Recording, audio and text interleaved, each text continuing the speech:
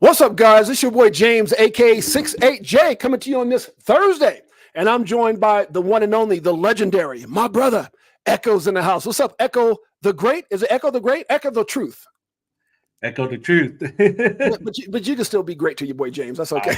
Exactly. Absolutely. How you doing, brother? Oh man, I've been doing good, man. I'm just so excited, and you know, you put out so much great content, man.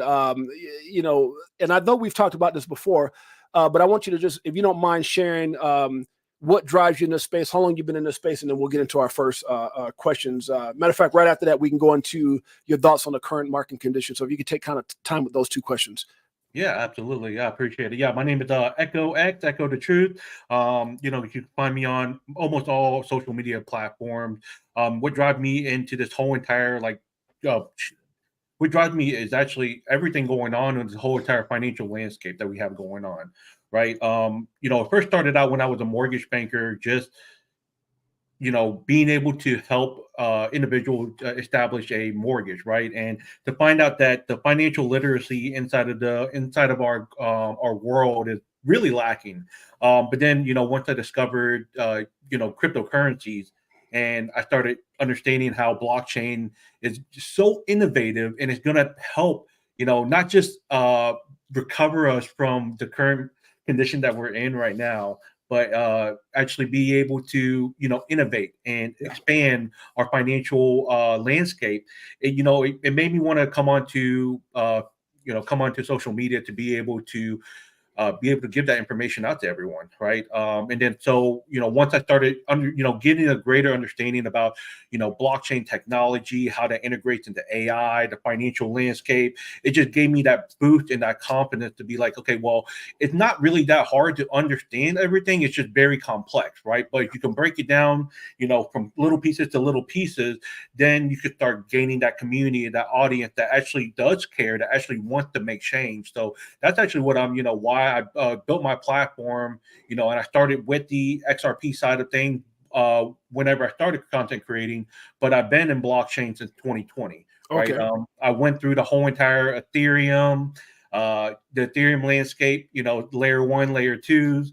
Then, you go into your NFTs. Then I started learning about the financial side of things because, once you start using like the Ethereum ecosystem and you're paying, gas fees that are super outrageous, and they're over here saying that, blockchain is the future of finance, I question that because then I'm like, how are we paying, 30, 40, 50, sometimes 100, in some other cases, $1,000 for gas fees just to make a transaction? That does not make sense. This is not going to be the future of finance. So then that's when I learned about XRP, XLM, XDC, all these ISO protocol compliant tokens that, actually fit that narrative, right? So that's when I went headfirst, dove into the actual regulations and the clarity that's coming in. So then I wanted to bring that to the forefront. Come to find out that it's a lot more than just blockchain. It actually goes into the whole history of the monetary system. And what people don't realize is that, when we talk about the fall of the Roman Empire, we're currently in the Roman Empire. It never fell. Yeah, no, exactly.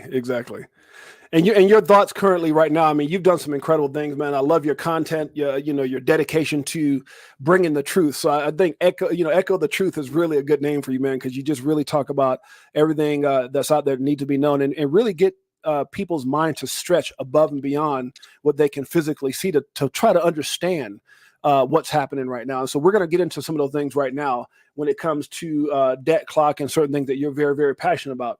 What do you think currently, as we just came out of this this crazy, this whole halving deal, the expectations, there's people saying that we're going to go down, we're going to go up. What do you think the market's at currently, and what's your opinion on what we can look forward to moving forward? Yeah, I mean, no, excellent question. I mean, so the market sentiment's actually, I like to gauge the market sentiment when looking at the fear and greed index. That's a really good indicator, right? And there's two different fear and greed indexes. You can look at the regular traditional market, or you can look at the crypto market, right? If you look at the crypto market fear and greed index, you go to coin market cap. I mean, we're looking at about 60%, or not 60%, but at 60. So it's around neutral, right? Then we have the regular traditional, stock market. I mean, that's in the fear mode right now. The sentiment is fear right now. Wow. So yeah. So and you can say here and say you can see like why is that the case, right? Well, when it came to the crypto side of things, depending on which crypto you were in, let's just say if you were in Bitcoin, right? The most recent bottom of Bitcoin was 15,000, and it rallied all the way up to and broke new all-time highs. And then now we just had the recent halving. All meme coins were just on a rally and on a tear. Right. So, for me, I'm looking at I look at those sentiments inside the market, and I like to gauge it off of that indication.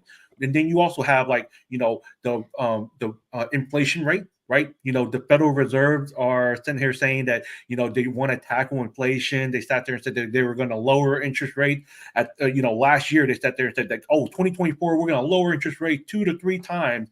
And I'm over here sitting here thinking like, how is that going to work? Like that doesn't make sense, because y'all just printed all this money into oblivion. Y'all, if anything, y'all are supposed to raise interest rates to combat inflation. If y'all are lower interest rate, that doesn't make sense. You're going backwards. So, whenever they came out recently to sit here and say that they weren't going to lower interest rates, or they weren't expecting to do it now, it kind of, I kind of expected that, because it didn't make sense with all the money that they printed. Right. Yeah. On top of that, the interest rate between the bond, the yield curve, that, the 2-year and 10-year yield curve that happened a few years ago, you have all of those, sentiment that comes all together. Right. Job loss is that. I mean, I was looking at the indication for job loss, and I'm like, oh my goodness, this is it, and I'm not trying to make it like sound like fearful, but when you hear that gigantic corporations are laying off by the hundreds of thousands, that starts scaring the market, right? People don't know what's going on, but your regular person that doesn't listen, that just listen to the mainstream media, they don't understand that everything that's happened in the past few years had equated to what we're going through right now. Then we have geopolitical tensions, as you can imagine, between all sorts of different other countries, a possibility of a World War III breaking out, right?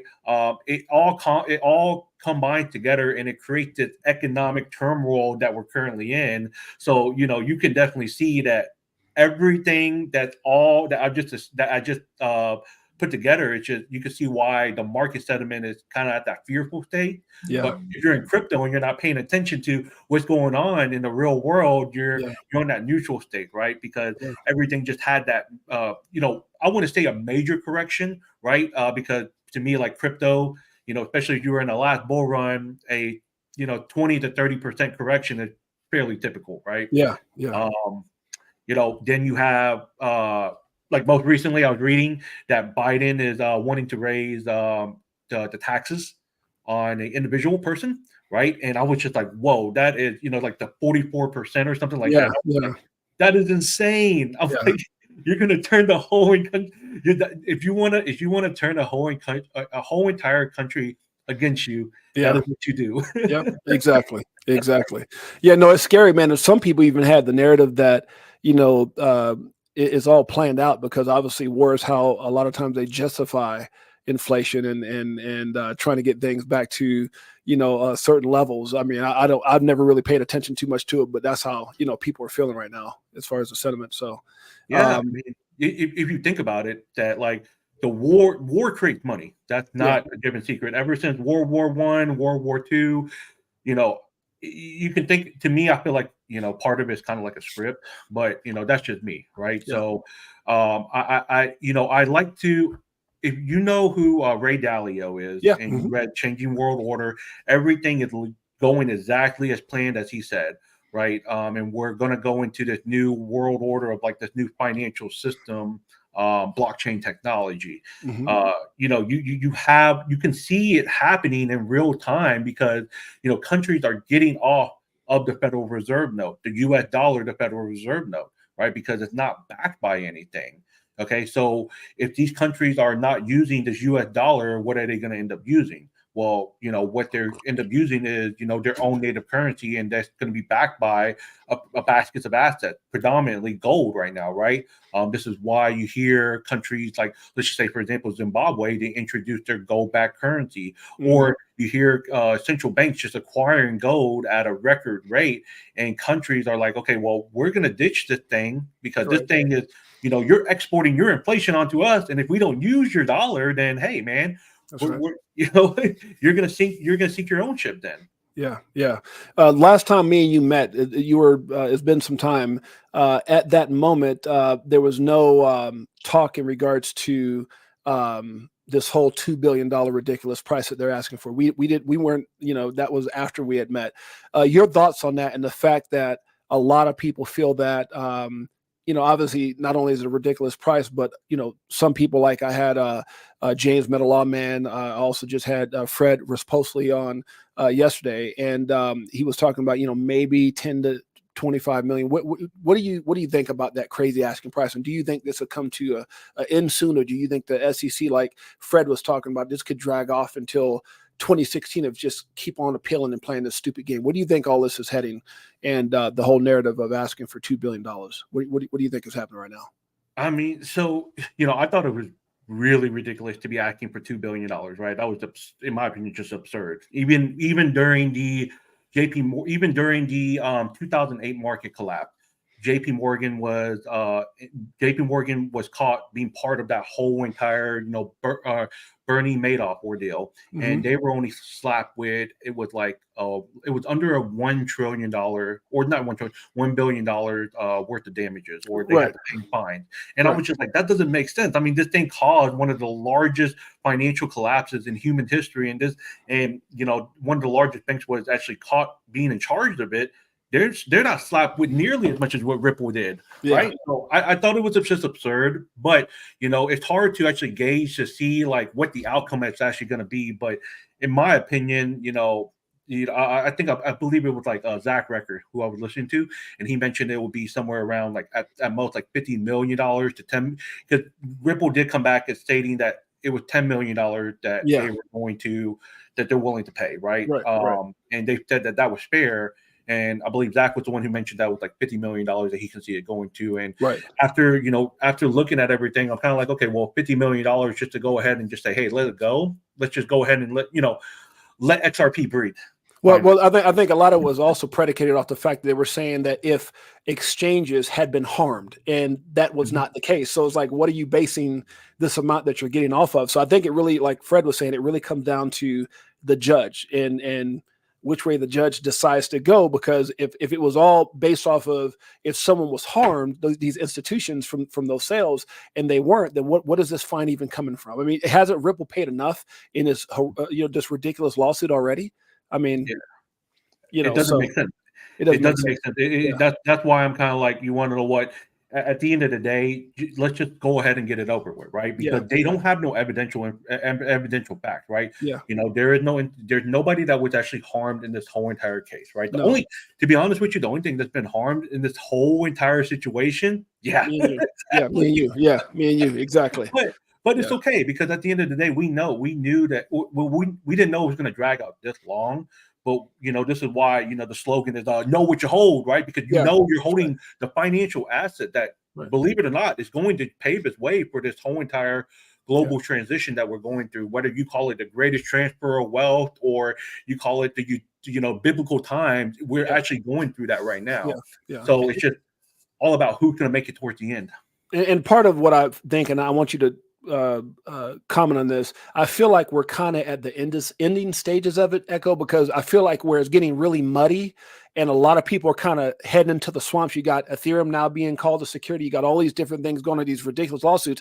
Everybody's stepping in the mud, and it feels like XRP and Ripple are kind of coming out the mud, like they're cleaning their shoes off. And maybe we'll see, what was at one point deemed the greatest travesty of all time might end up being one of the greatest blessings for those who held on. And obviously that whole saying is know what you hold, those who stuck around and stayed strong.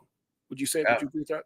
Yeah, no, absolutely, absolutely. I mean, when you think about like everything coming out right now, right? Right, right, When you think about USDT, you're thinking about, you think about Ethereum, you're thinking about all these like security matters that are coming out.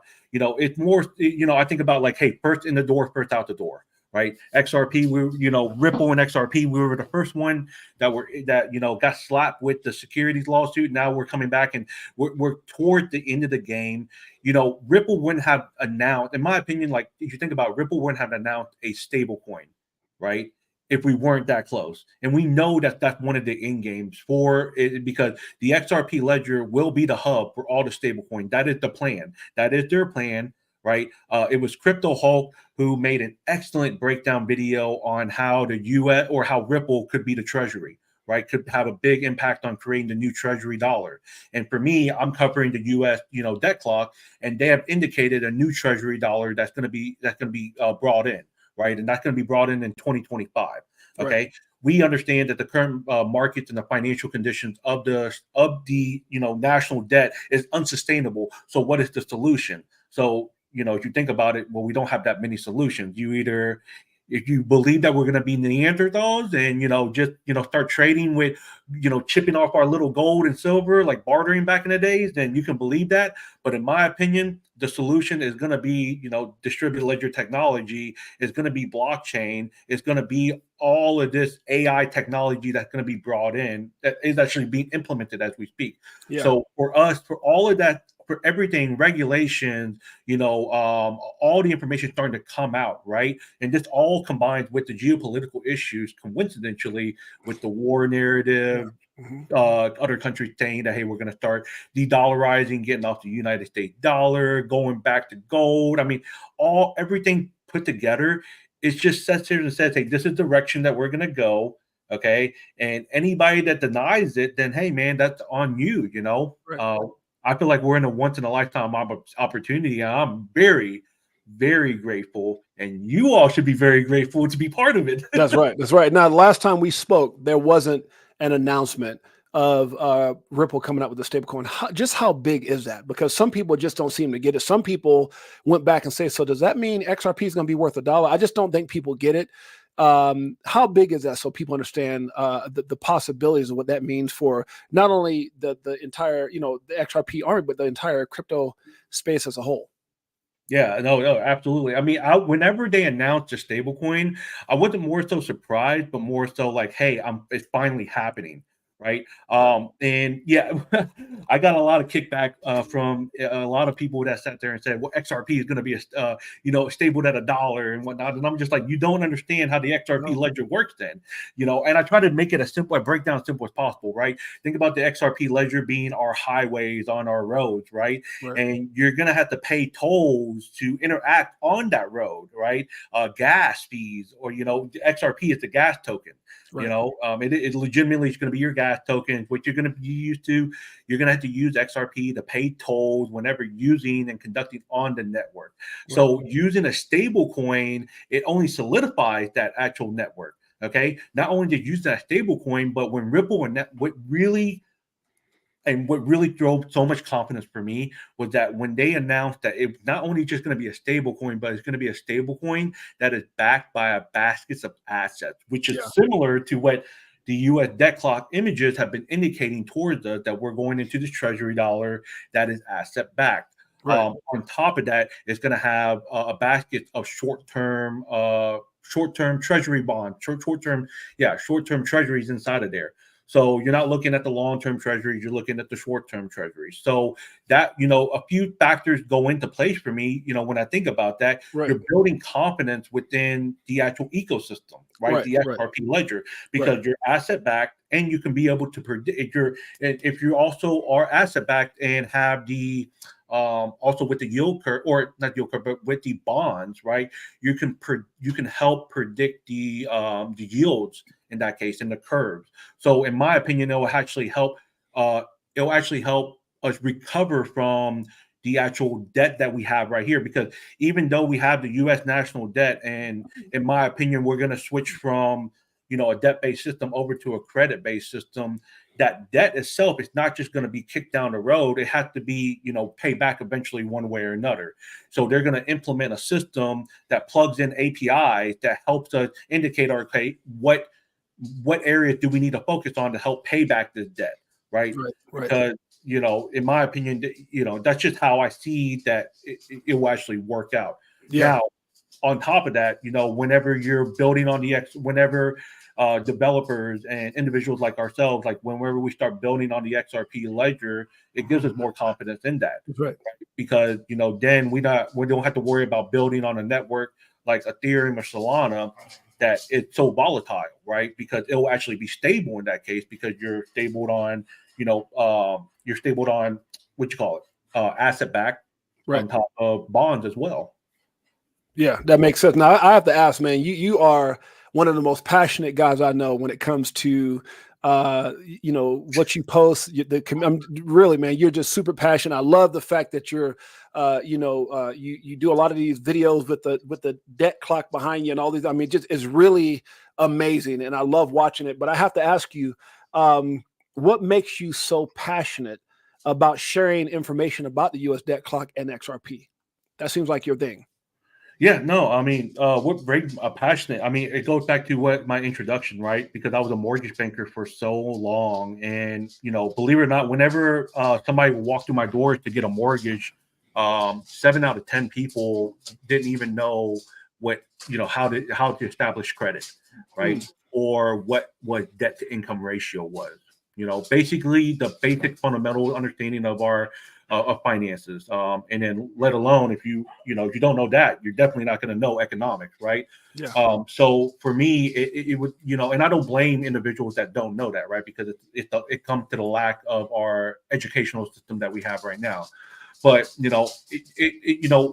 it helped me once I knew that as a mortgage banker, and then I started seeing individuals on YouTube, and I was following.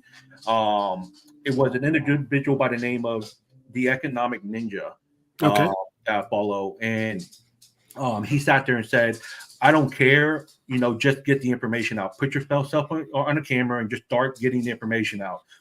So that's what I just started doing, and I started improving my craft from there.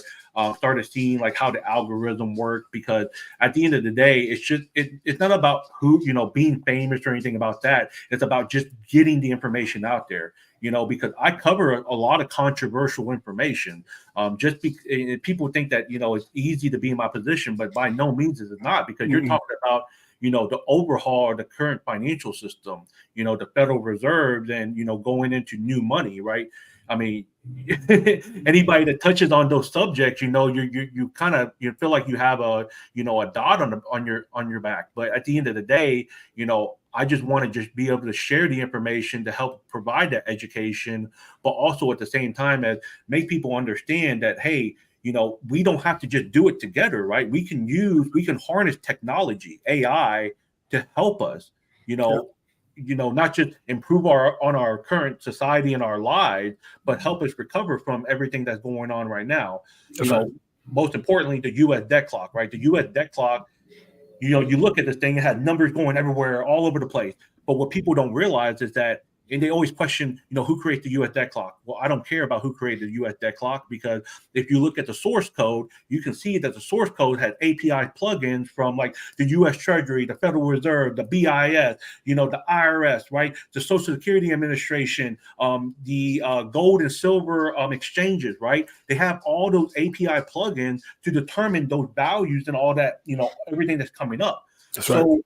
What people don't see is that, what AI and what computers can do, what AI technology can do, is actually help us understand, not technology, but it can help us understand our economy and help us, actually create a better future, right? Because in my opinion, in my opinion, the current U.S. national debt and everything that's combined together had actually hurt, or not actually hurt. We know it's hurt, but it got to a point that humans cannot sustain it.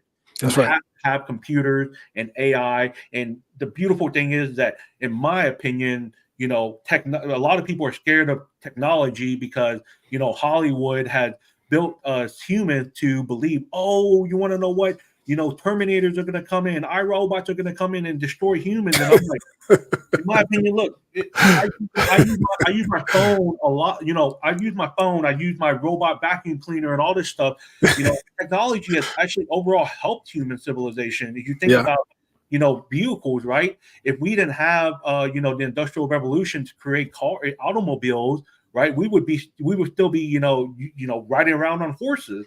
So, I try to help people empower themselves as far as like, hey, look at this technology and blockchain as far as it being revolutionary for us. And instead of being scared of it, let's try to be more optimistic about it. That's right. And learn from it.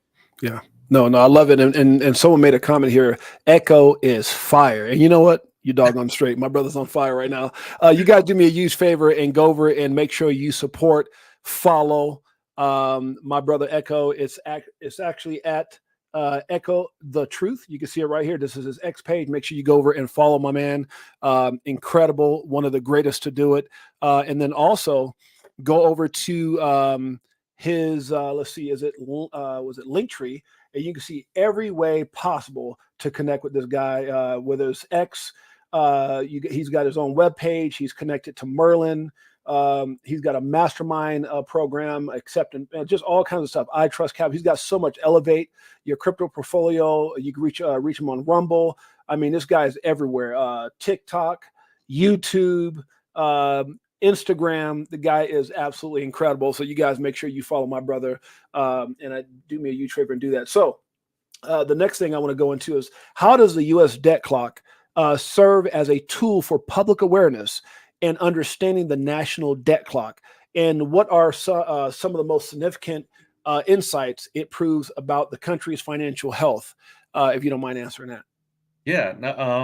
So, yeah, I mean, well, the U.S. national debt, like earlier, I was mentioning how we have all those API plugins, right? So all those API plugins come from all of those, government institutions and whatnot. So it gives you that real-time visualization of what's really going on in our world, right? Or not our world, but yeah, our global economy, right? And that is very, very 100% important, because if you look at it right now, we're almost $35 trillion in the national debt, okay? That should scare people, but this is going to scare people even more. We're almost at $100 trillion in the U.S. total debt. Jeez. Elon Musk has said it best himself. This thing is unsustainable. Okay, so in that case, okay, it serves as a tool to help people understand, like, why is it important to actually start looking at the U.S. national debt. People are always questioning, like, why is my eggs and orange juice going up in value? Why are the home values collapsing and everything like that? But if you just took a look at the U.S. national debt, how much money is being printed, especially in the past few years, right? Then the answer is right there, right in front of you, right? Yeah. Also, on top of that, it gives you that indication on, you have all of these government officials, these, like the IRS and, Federal Reserves and whatnot, right? It tells you what, how they're handling their job, right? Because it shows you their revenue, it shows you the indication, right? It will highlight information on how they are doing at their job. Whenever you're a boss, a manager at a company, right, you want to see how your employees are doing. Remember, these guys, we don't work for them. They work for us. Yeah. And we have to use this as a tool so that we can predict their performance. And if their indication, if they're in negative, we should be scrutinizing them on what they are going to do to help us as a country recover from this, right? And so a lot of us, forget that, because we're just living our 9-to-5 day-to-day lives, and forget that, we the people have a constitution. Yeah. In that case, they are the ones that serve us. So I'm trying to bring awareness towards everyone that this U.S. national debt clock is more than just funny little silly numbers and silly images. No, it's actually showing us what we should do as citizens, or at the United States of America, and us having a constitution and how we are supposed to, handle these institutions and whatnot, right? Because at the end of the day, in my opinion, the United States of America, we're still going to come out on top, right? 100%. We're not going to give that up, right?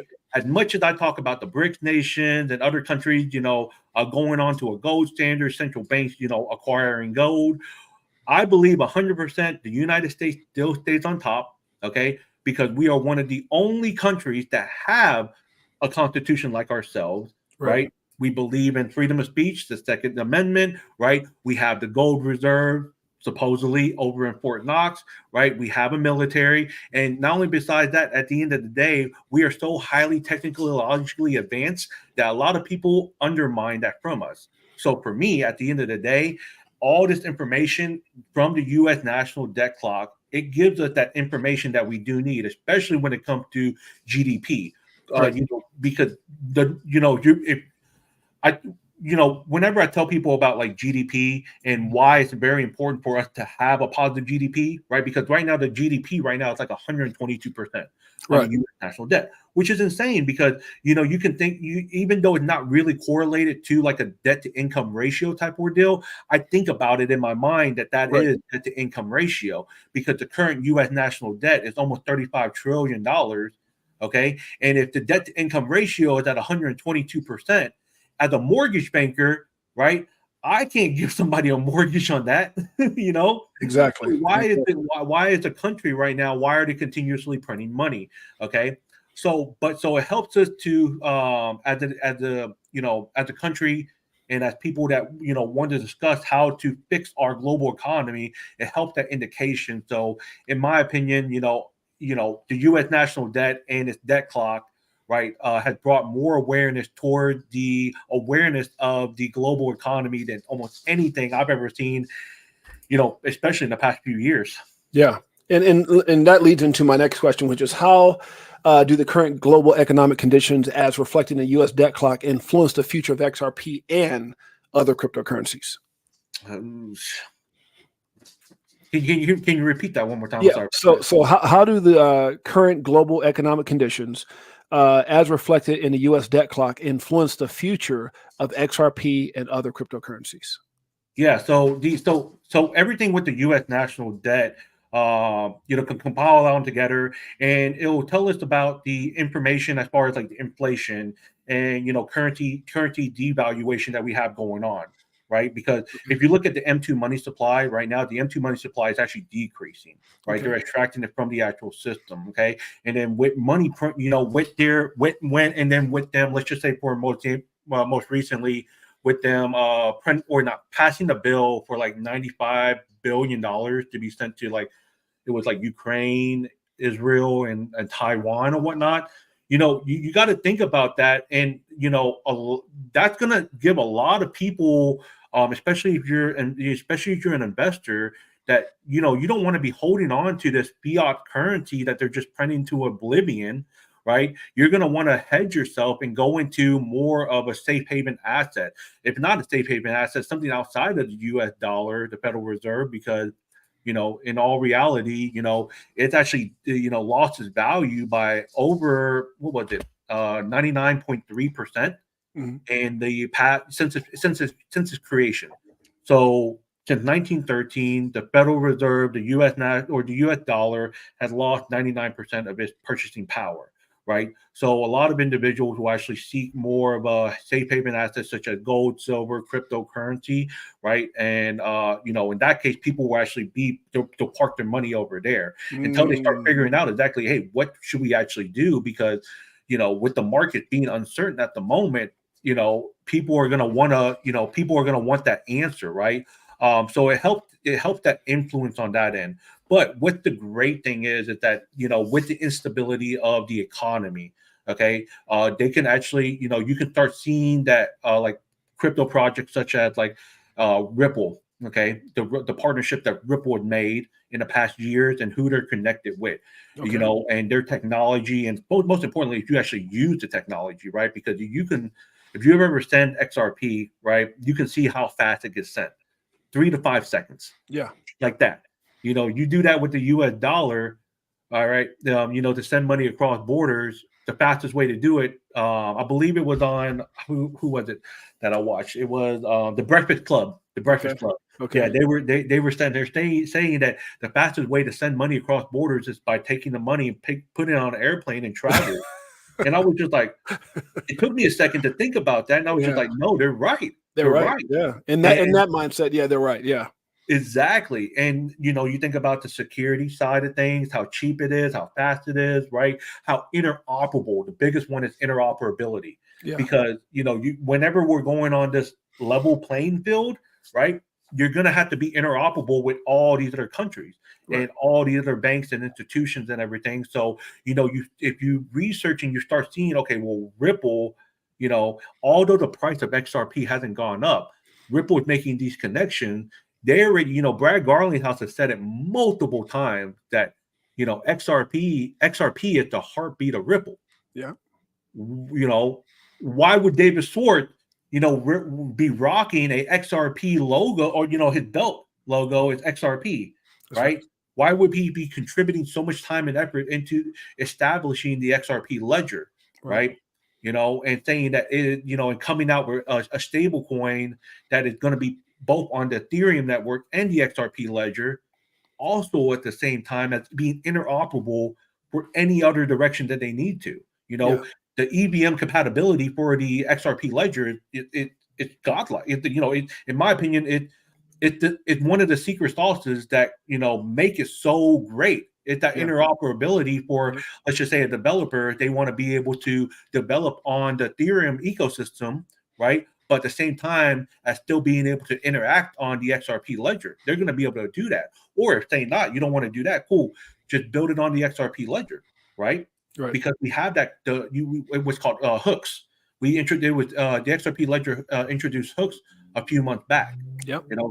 So to enable that smart contract capability. Yeah, it's so funny because you hear people talk about, this and that about XRP, or will it be around, or will Ripple give up? And it's like, they could have gave up a couple $100 million ago. They could have gave up the first year or two in this battle. No, I mean, and it goes back to what I said before.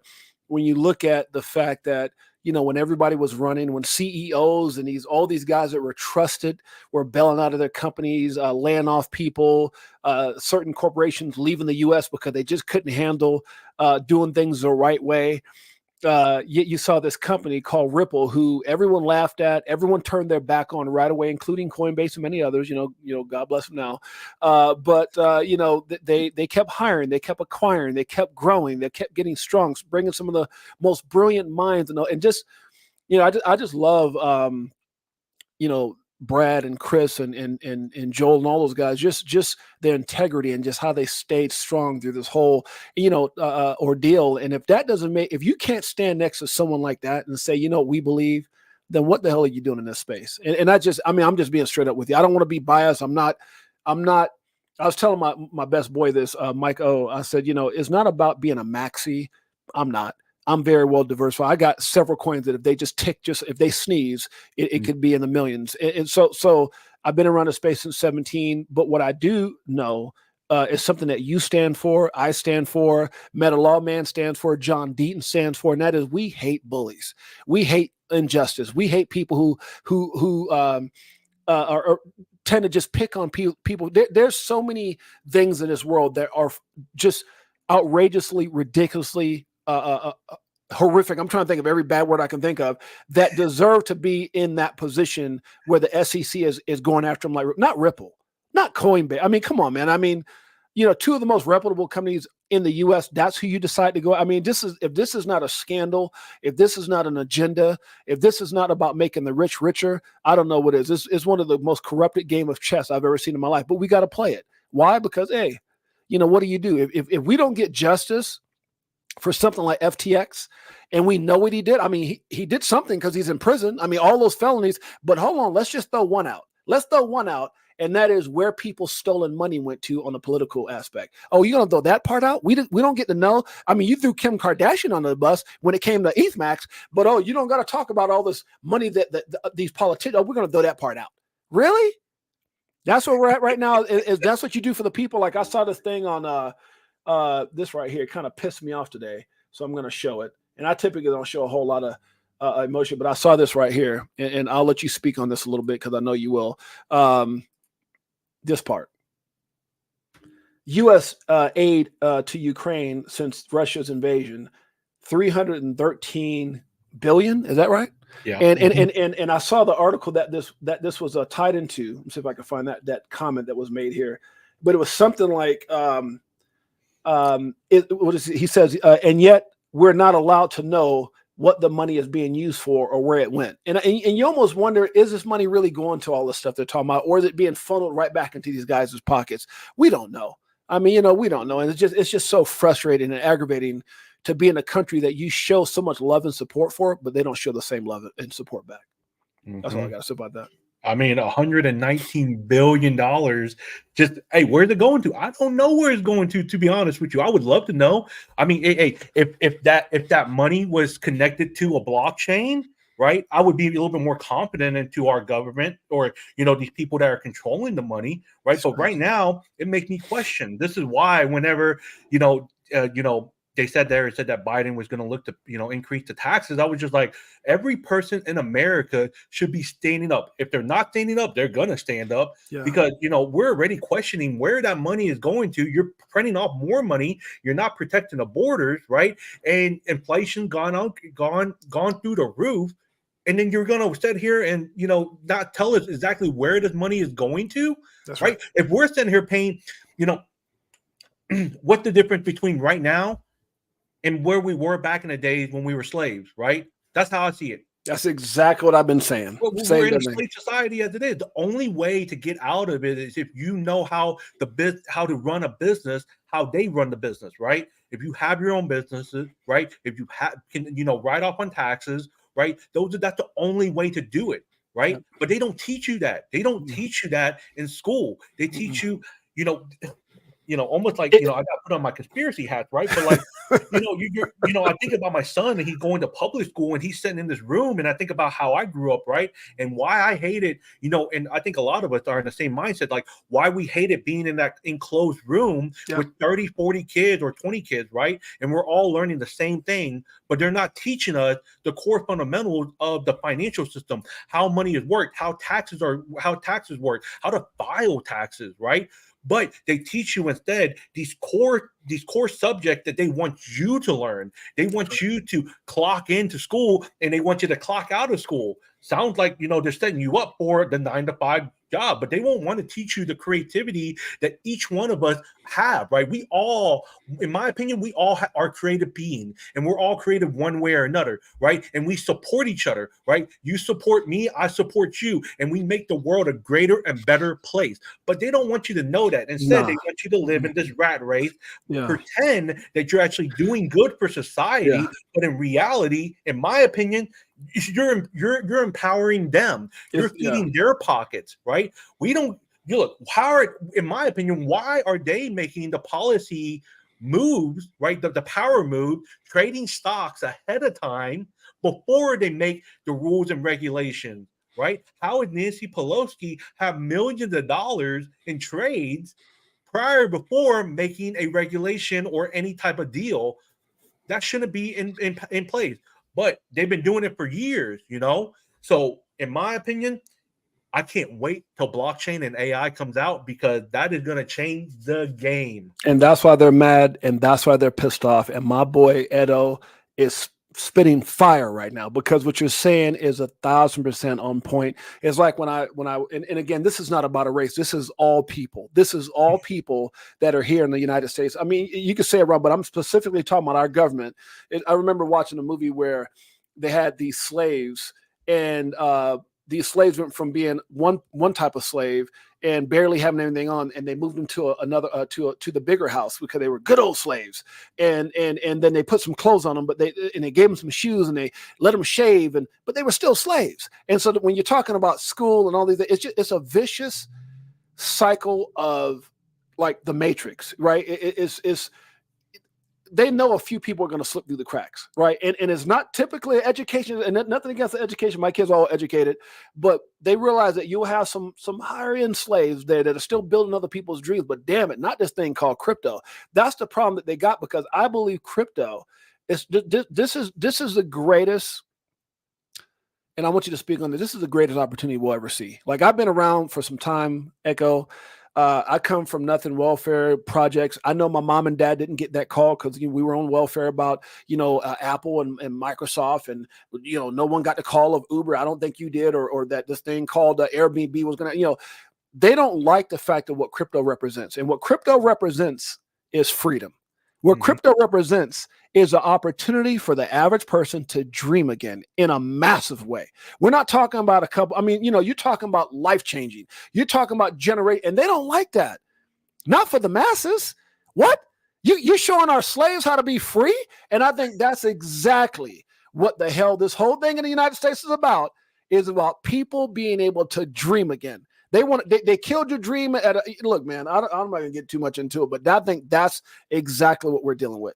Everyone's excited because we're going, oh my God, yes, I can. It's not about, we all had these things that we were excited about when we were young, and we gave up on them for responsibilities. We had kids, whatever it was. And I'm not nothing together, just saying, like, we had responsibilities too quick, too soon, and we gave up. We start selling for jobs and selling for this. Oh, I'm gonna take. I know I was talking about one day I wanted a Corvette, but I'll go ahead and take this, this piece of crap and this job that I really don't want, or whatever it is. So to me, they want to keep a system and where they're in control, where they, it's kind of like they create the chaos, and then they offer the solution.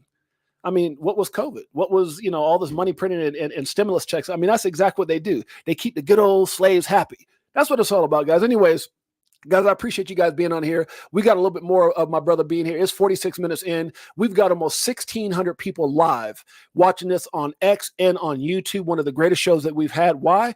Because of this man right here, Echo the Truth. Don't you forget it, guys. And also do me a huge personal favor. Go over to my Crypto4Life page, guys. Make sure you check us out. We have some of the most incredible interviews on this space, period. We just had Fred Rasposli on. We had Metal Lawman. We've had DAI. We've had Brad Kite. So many amazing interviews, guys. Make sure you guys check them out. Crypto4Life had my man Mikkel. I love that dude.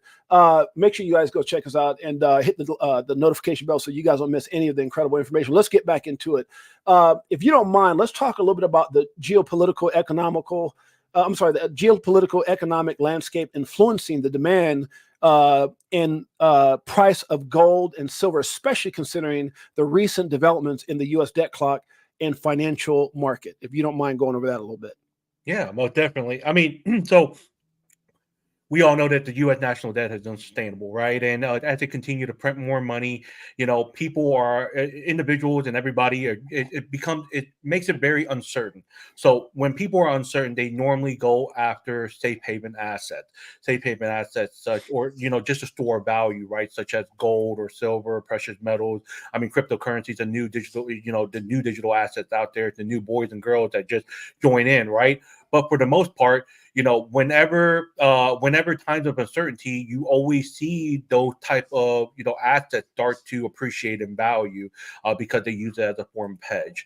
And the U.S. national debt is used to gauge so that you start seeing that. And most importantly, people are starting to bring awareness of like, hey, how because they're like, okay, well, if gold, right?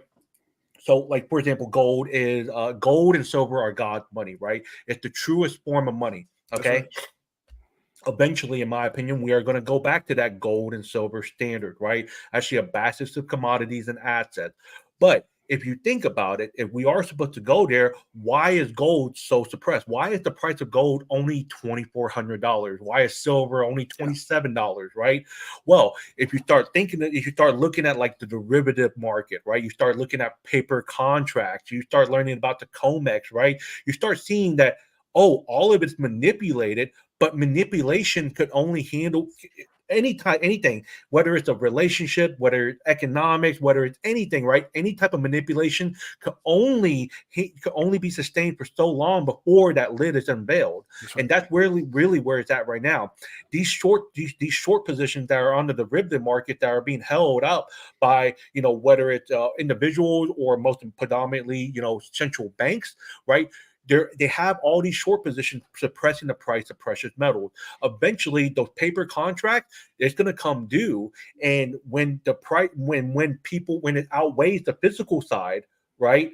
or the physical side outweighs the paper contract, they're gonna have to pony up, and this is what caused a short squeeze will happen, similar to what happened with GME, similar to what happened with AMC. It's gonna happen with precious metals. Yeah. Period. Especially if we're gonna go onto that standard, right? Most importantly, the U.S. debt clock, it had the secret image. If you go to their X account, they show silver and how silver's price is going to be increasing to $200, to $211, $233, and it's going to be suspended, right? They're going to suspend the trading on it because that's where, in my opinion, the pain point for these short positions, right? And these short positions they can't cover, and they're going to have to pony up. Eventually to the point where it just resets the actual whole entire financial system. So again, this gold and silver price, again with copper, you can go all the way to all the precious metals, and you can include real estate, mining, new energy like thorium. All of this is going to be all included, and it's compiling all together.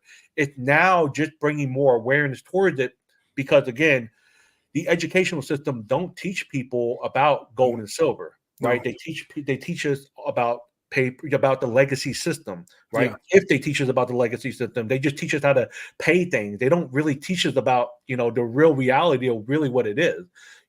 Once you start learning about, that the dollar is not backed by anything pretty much right now. I mean, it is backed by oil still, but with countries like Saudi Arabia and Venezuela and stuff looking to trade outside the US dollar, what is it really backed by? Our government or our military? Eventually, it's just only going to be valued at whatever we value it at. And I'm going to tell you right now, history has shown, and you can see that it devalued by 99.7%. Since its creation, back in the 80s, you could buy a house, a single family house for like $12,000. Man, that's like an average of $250,000. I'm like, wow. If you don't see that, eventually that's exactly, because of the suppression, right? In my opinion, they moved all that money into real estate, which eventually real estate is still going to increase in value over time. You're going to have this short-term drop right now, which we're starting to see, but because there is a lack of inventory, right? Housing is still going to, maintain its value, but instead money is going to move into other markets, right? Basically just be redistributed somewhere else. Right. And where it's going to be redistributed at, I think precious metals is going to be a big driver. Yeah. And especially when you start hearing that, again, countries that are acquiring these precious metals at a rapid rate, quarter after quarter after quarter. And gold, it's funny because I'm over here gold has hit all-time high month after month after month after month, right? Because it wasn't that long ago, gold was $1,600. Yeah. And now it's $2,400. Hit new all-time high at $2,400.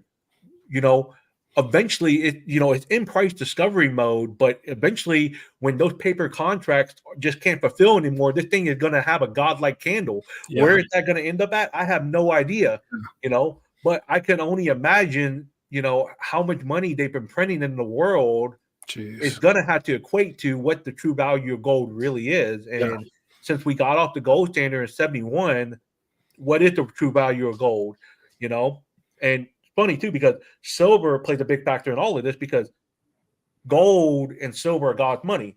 Gold for every 1 ounce, originally for every 1 ounce of gold, it was supposed to be 15 to 1 silver. Oh, right? Wow. Right now it's actually 1 to 90. Really? Yes. 1 to 90. Wow. You can look all the way back to the Greek days, right? The Roman times, right? It was 1 to 15, average of 1 to 15. That's right? crazy. Now it's 1 to 90. So eventually, it really stopped converting to that back in the Coinage Act. Okay, and when the Coinage Act, they went through the whole entire gold rush thing with over in San Francisco. So they didn't want countries to to start using silver, right? So what they did was that they ended up just putting in the Coinage Act, which helped devaluate gold or silver right now. And it's been devalued ever since. I believe it's like 1780 something, like somewhere back in the days. That's crazy. But silver, in my opinion, is one that, in my opinion, one of the hedges that is going to blow everybody's mind, because to sit here and say that we're not going to have a revaluation, it's kind of like you don't see that, the times are changing. Like, are you paying attention to what's going on in the global economy altogether, between geopolitical issues, countries getting off the United States dollar, new technology coming in, everything all together is going to help. It's eventually going to have to it's going to set up for a revaluation. Wow. What that revaluation is going to be remains to be seen.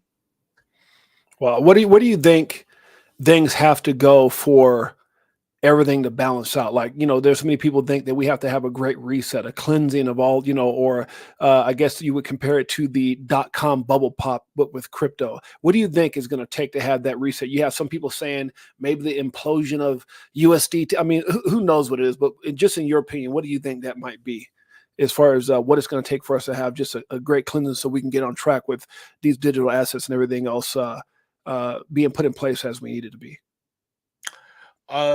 I mean, it's hard to see. It's hard to say. But I would definitely say regulation and clarity. Because and that's what's happening right now, right? Yeah. Because this is where I'm like, okay, well, we have. I love how you referenced the .com bubble, right? Because in the .com bubble, everything that happened in the .com bubble, we're doing it all over again. Mm-hmm. People don't realize that. You have your scam, right? You have your scam crypto, just like you had your scam stocks, right? Yep. You had your small stock that that they tried to. Well, back then there was .com, .com this, just all these scams that were coming up. Yeah, that had to get cleansed out. Yeah, and exactly what happened then is happening right now, right? But on an exponential rate scale, right? And in my opinion, it's actually with a lot of this regulation coming in, it's actually going to help us get more clarity on what is actually going to pave its way into this new future. In my opinion, we just started, right? It's this is where Ripple came in to be the first one in the gate and the first one out. No, I don't want to cut you off, but now this has got me thinking, because I've been in here since 17. How long have you been in crypto? 2020. Okay, so 17, 2020. Now, we both heard that 90% of the assets that are around right now won't make it. Do you think that could be the crypto bubble pop, like the .com bubble? Is that how these 90% of these assets that are here today won't be around? Is it because of regulation, should I say? Would that be the great crypto bubble pop, is regulation? Yeah, absolutely, 100%. I mean, today they came out, the FBI reminded people in America not to use any type of exchanges or things that don't do KYC compliance, right? Wow. Because eventually, because then you're disobeying the anti-money laundering, right? So in my opinion, regulation is going to come in, and people want to use this as, for me, right? And a lot of us, we're not breaking the rules, right? We're not trying to, we're not trying to go outside of the system. No. We like the system. That's we just want clear regulatory clarity and for it to be done right. Right now, if you overextend that, then this is where we, the people, have a problem with it, right? This is where, I believe that, companies like Ripple and other entities that are trying to get that clear regulatory clarity to say, what is a security? What is an ICO? What is a currency, right? All they can base it on is the stock market currently right now, but you can't do that. This is a whole new asset class. You're talking about digital bartering at its best. You're talking about the once in a lifetime opportunity to be in something that is so revolutionary that just having, in my opinion, you think that .com bubble, holding on to Google or Yahoo or AOL from the .com bubble was big.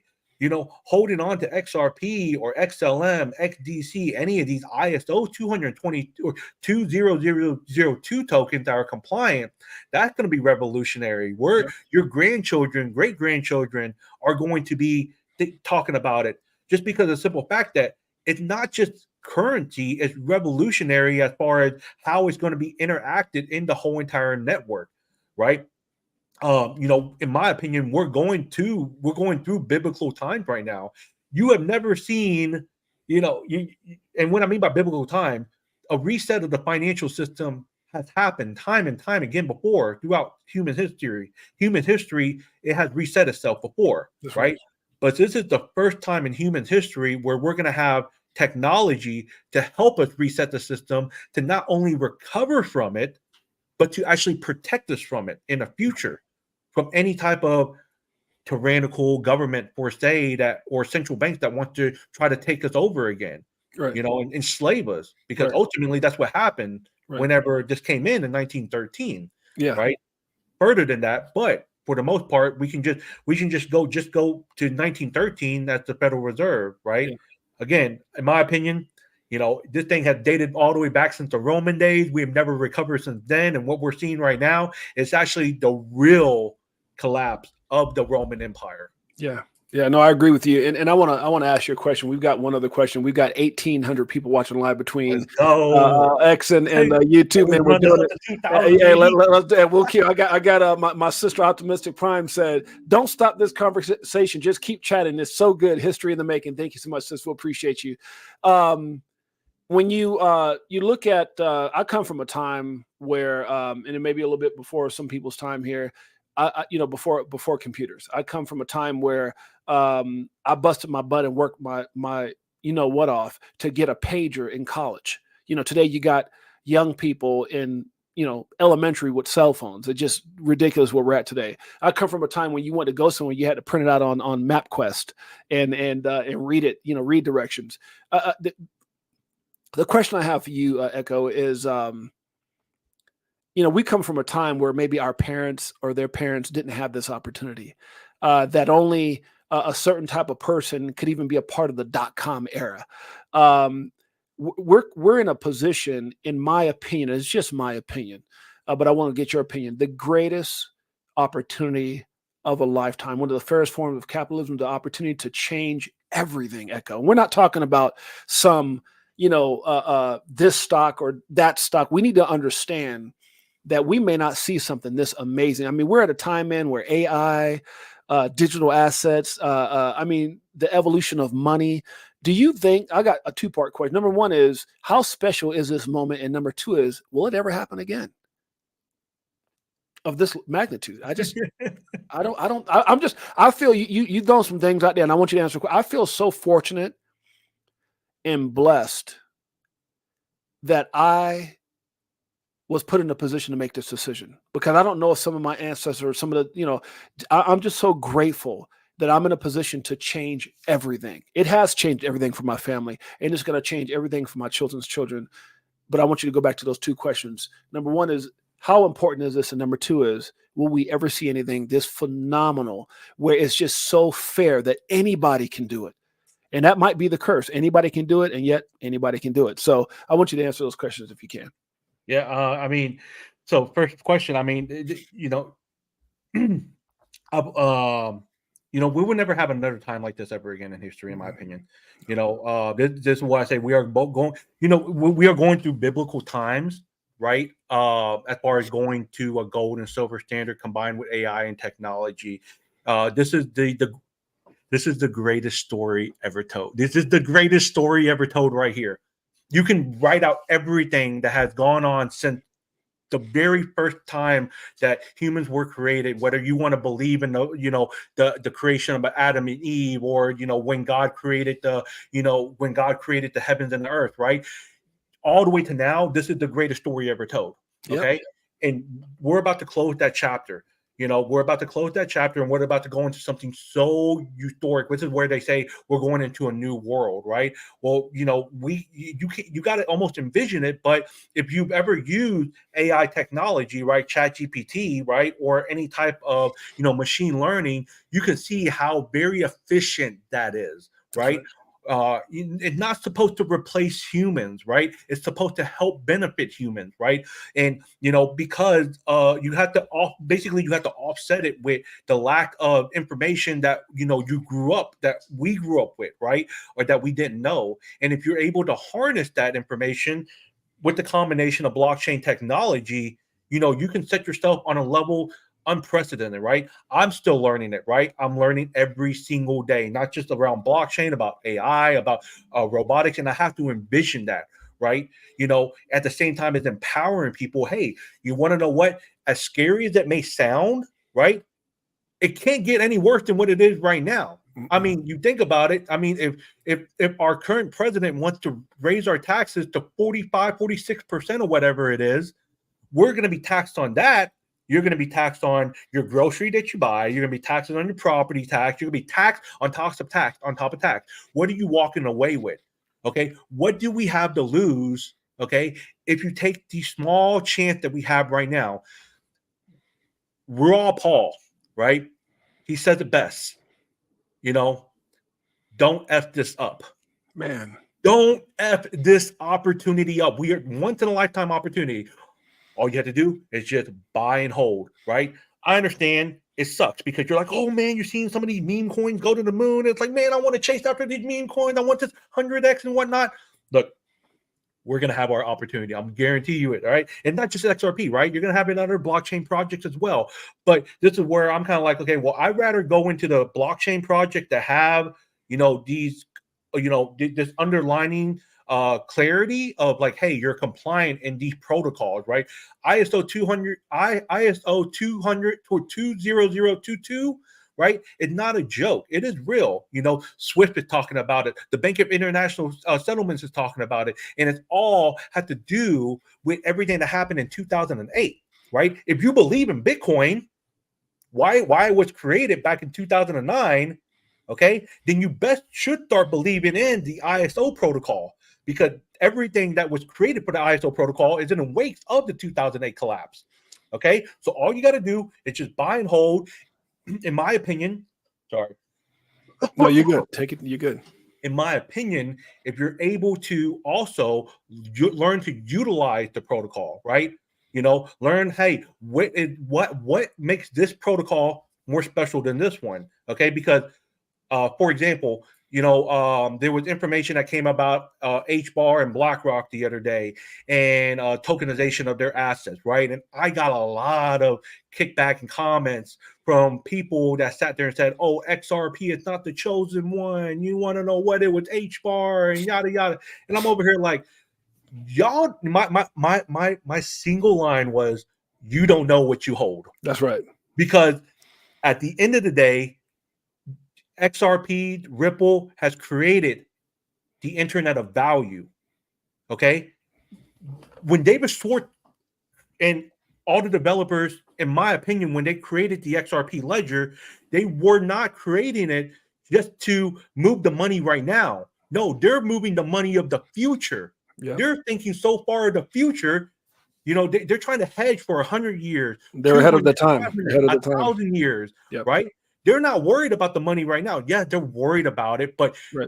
They're trying to set it up so that it protects us as humans. So in my opinion, look, if you just buy, hold, learn how to utilize the system, right? Because there's a lot of aspects to it rather than just holding, right?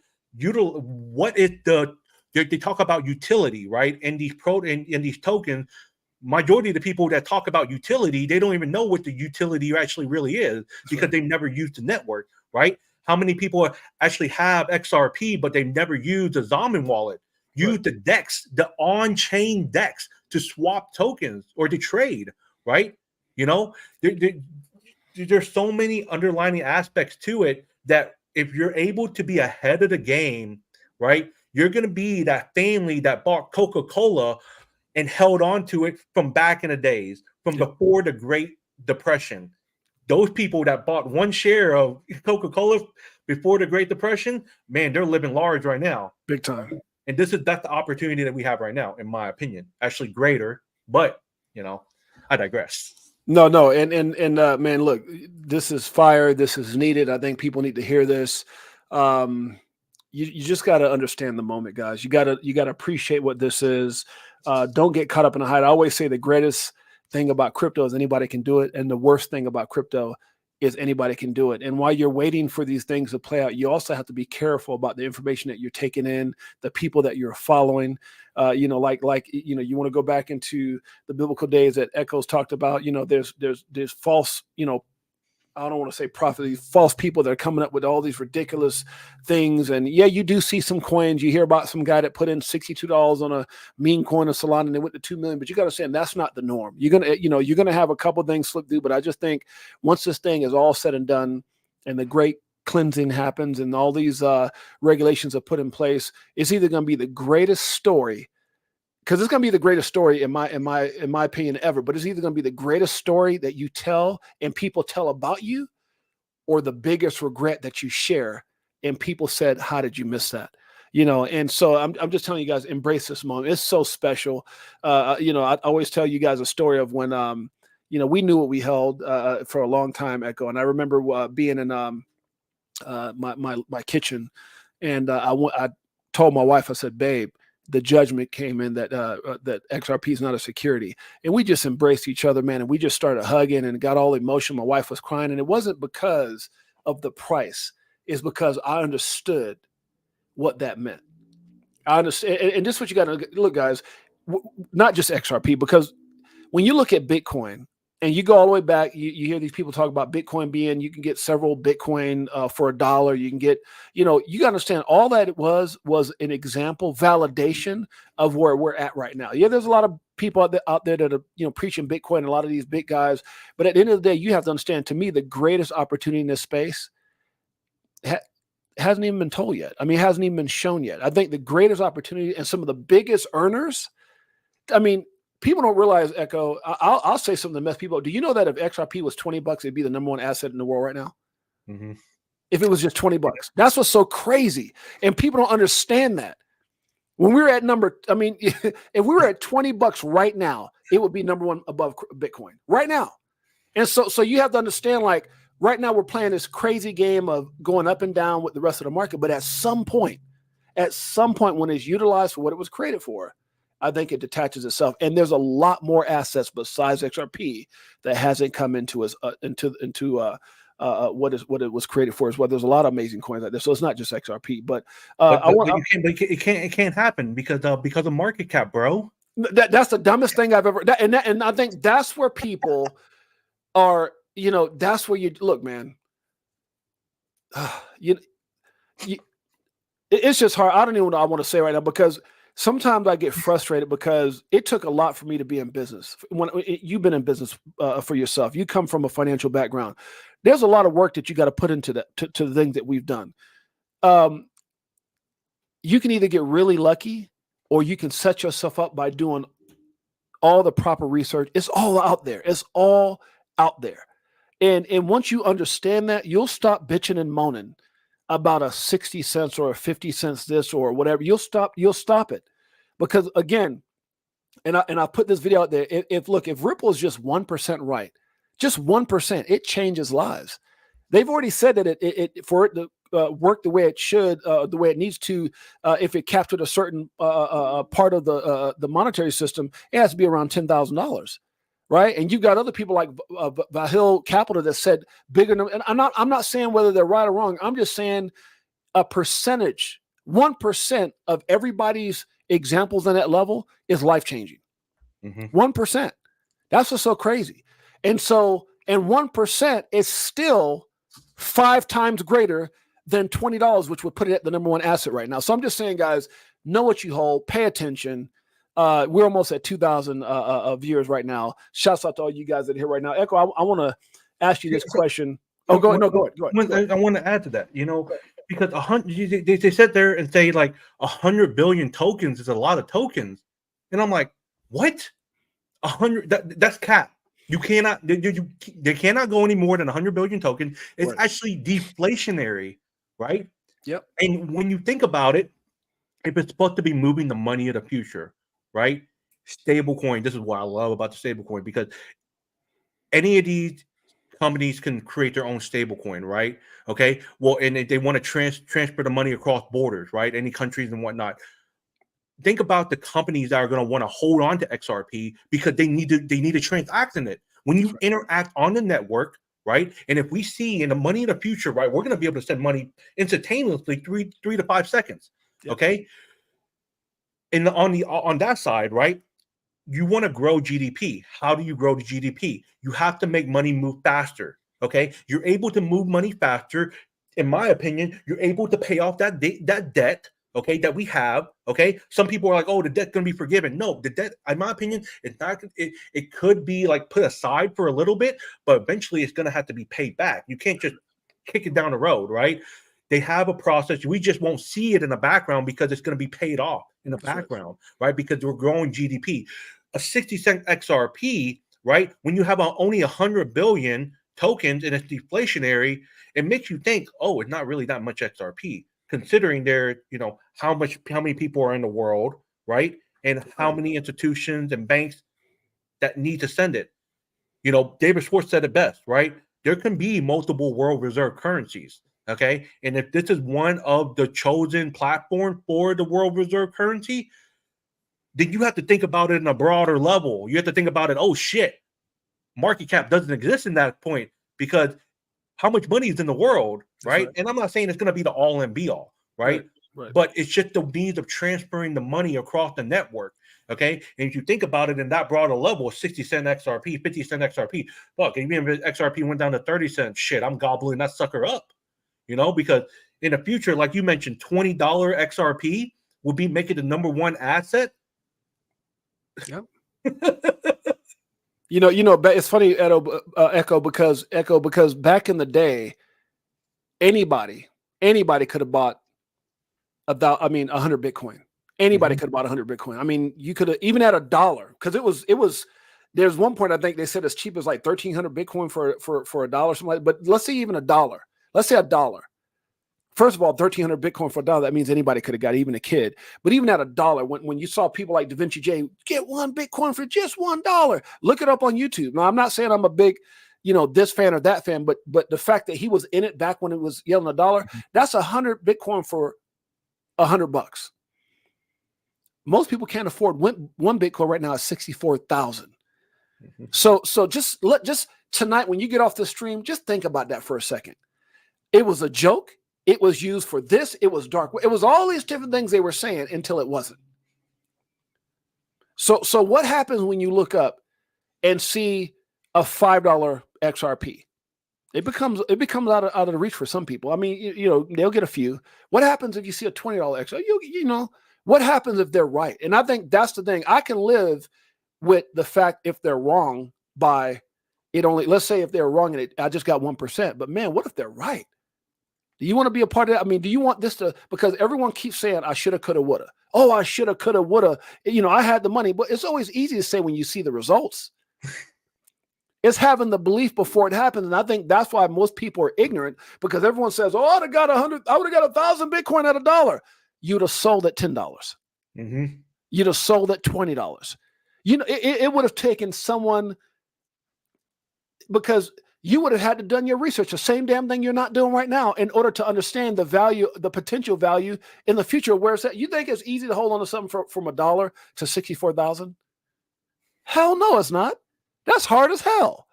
You tell. I mean, even with let's say XRP, you know how hard it would be to hold on from $1 to 10,000 per coin. That would be hard. So how do you do that? The more you know, the more research you do. If you understand what it's created for, but then it becomes a time where it gets out of reach. Echo, it gets out of reach, and so I just think people need to understand where we're at right now. XLMs, XTCs. There's so many phenomenal projects out there that we just need to wake up and position ourselves. And I'm not going to name a whole bunch of them. I'll be here all night doing that.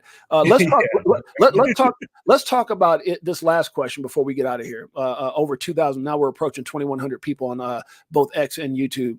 What happens if Brad Garlinghouse is right? What happens if what he said is at the end of 2024, a $5 trillion market cap? That puts Bitcoin at what? I don't know, 110, 120, maybe, if he's right. Not saying that he's going to be up, but if that happens, where's the rest of the market at, Echo, at that point? I mean, I can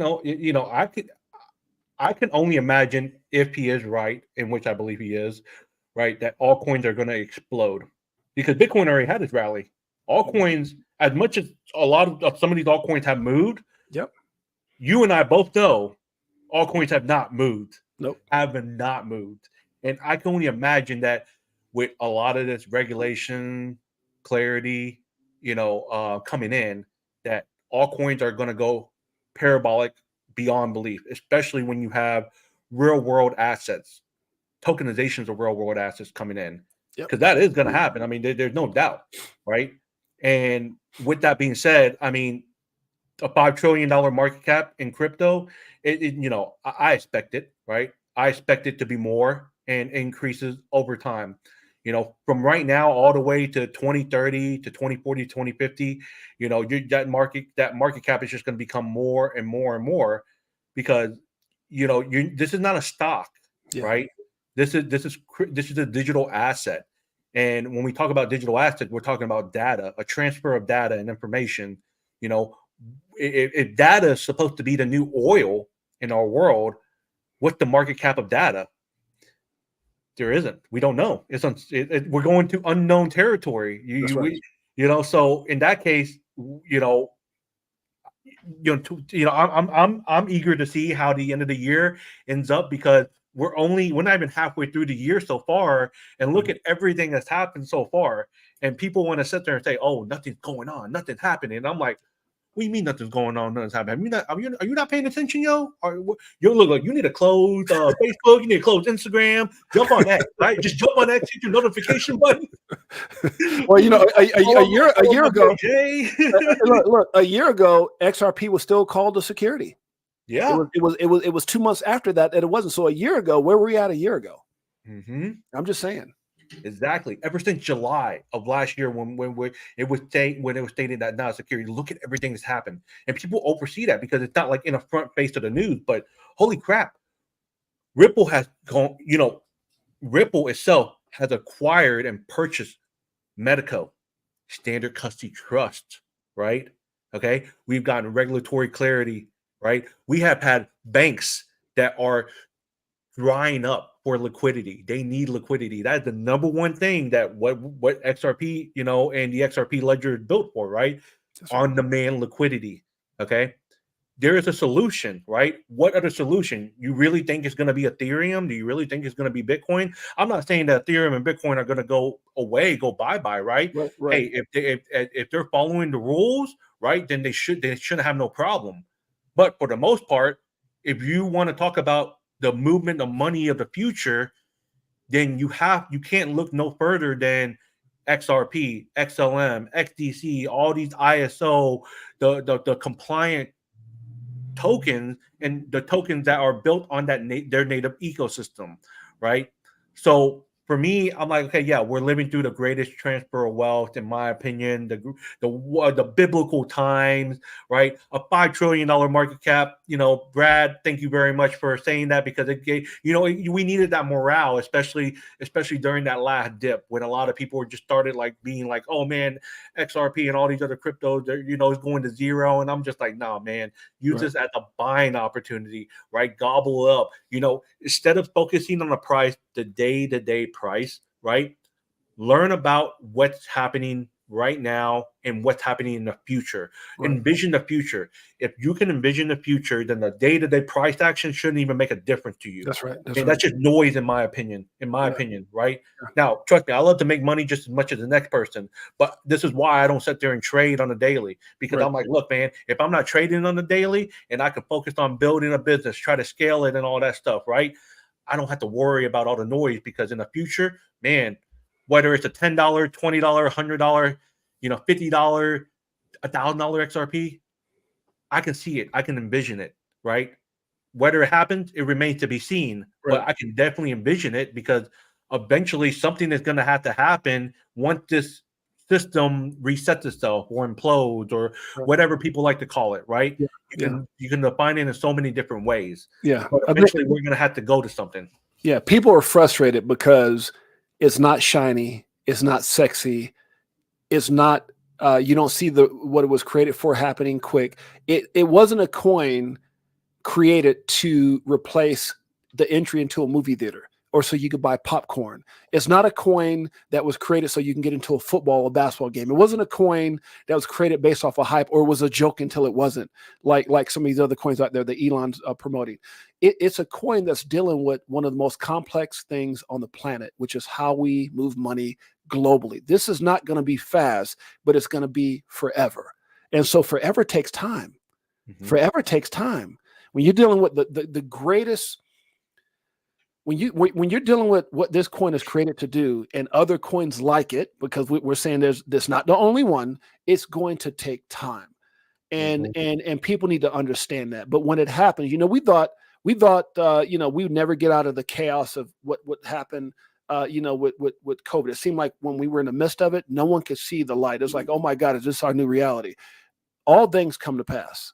And now we're sitting around, it's just a bad memory. I think this whole thing with the SEC and what we're going through right now, at some point, will be a bad memory. It's how you hold up and what you do during a storm will dictate how you come out on the end. And that's pretty much what I got to say about that. Echo, any final thoughts? Echo, it's only two E's that I know, Echo and Edo. Echo, is there any final thoughts, man? Because you've been on fire. You've literally said, if this thing doesn't hit 1 million views, man, you literally just lit this thing on fire today. The feedback in the chat has just been bananas. Bring Echo back on soon. How about tomorrow? No, we're going to definitely bring him back on, guys. And by the way, we're going to be hanging out in Vegas in just a few days. I can't wait to see my brother. It's going to be amazing. But any last final thoughts, man? Take as much time as you want to the 2,200 people now watching on live and on YouTube, man. Go and take it. It's all you. No, I appreciate it. Thank you very much. Thank you very much for all the endless support of the whole entire community as a whole, right? 2,200 people in here, making sure that you hit the like, make sure you're following, right?